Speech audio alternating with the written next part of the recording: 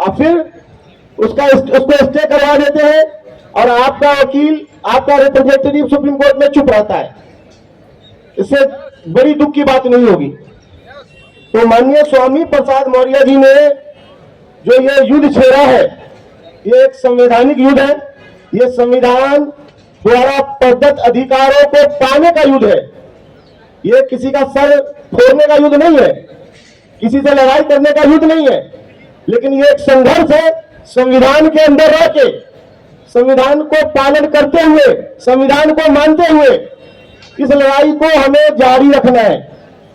आज तो ये सिर्फ एक अंगड़ाई है जो जंतर मंतर पे स्टार्ट हुआ है। अभी इस लड़ाई को हमें तब तक लड़ना होगा जब तक के ये बिल लागू न हो जाता है, ये रेगुलेशन लागू नहीं हो जाता है।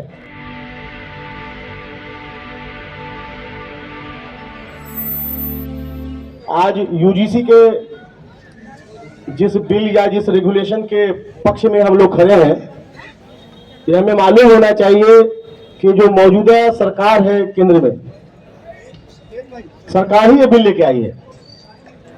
सुप्रीम कोर्ट के डायरेक्शन पे यूजीसी ने ये कानून बनाया। ये कानून किसी के घर में नहीं बना है। फिर चंद लोगों ने जो नहीं चाहते कि इस देश में बराबरी हो, सुप्रीम कोर्ट में रिट पिटीशन डाला और सुप्रीम कोर्ट में स्टे करवा दिया।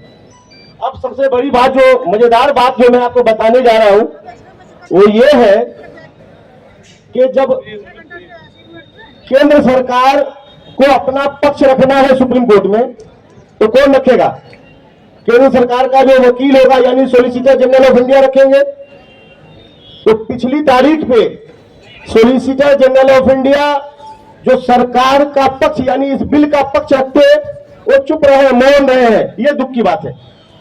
असल समझने वाली बात यह है।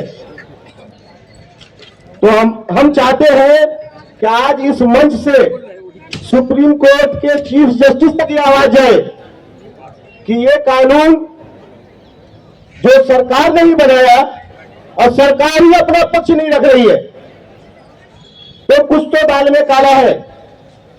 एक तरफ आप ये कानून लेके आते हैं, यानी कि आप SC ST OBC के लोगों को एक लॉलीपॉप, अगले इलेक्शन की तैयारी, और फिर उसको स्टे करवा देते हैं और आपका वकील, आपका रिप्रेजेंटेटिव सुप्रीम कोर्ट में चुप रहता है। इससे बड़ी दुख की बात नहीं होगी। तो माननीय स्वामी प्रसाद मौर्य जी ने जो ये युद्ध छेड़ा है, ये एक संवैधानिक युद्ध है। ये संविधान द्वारा प्रदत्त अधिकारों को पाने का युद्ध है। ये किसी का सर फोड़ने का युद्ध नहीं है, किसी से लड़ाई करने का युद्ध नहीं है, लेकिन ये एक संघर्ष है।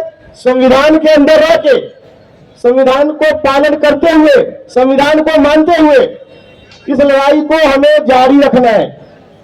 आज तो ये सिर्फ एक अंगड़ाई है जो जंतर मंतर पे स्टार्ट हुआ है। अभी इस लड़ाई को हमें तब तक लड़ना होगा जब तक के ये बिल लागू न हो जाता है, ये रेगुलेशन लागू नहीं हो जाता है, हमें तब तक लड़ना होगा। क्या आप सब लोग तैयार हैं? एक बार हाथ उठा के बताएं, पीछे के लोग भी। क्या आप सब तैयार हैं? क्या पीछे के लोग तैयार हैं? क्या आप लड़ेंगे? तब तक लड़ेंगे जब तक के हासिल नहीं हो जाता। बिल्कुल ठीक है। अगर ये आपका जज्बा बना रहा तो ये कानून वापस होगा, स्टे हटेगा, लागू होगा, आपको आपका हक अधिकार मिलेगा। मैं इसी बात के साथ अपनी बात को खत्म करता हूं और इस उम्मीद के साथ कि आपका ये जज्बा बना रहना चाहिए। अगली बार अगला प्रोटेस्ट जब जहां होगा, जहां आपको आह्वान किया जाएगा, वहां आप इससे बड़ी तादाद में पहुंचे। एक बार हाथ उठा के जय भीम बोले आप लोग। और बहुत धन्यवाद। जय भीम, जय संविधान, जय भारत। बहुत बहुत शुक्रिया।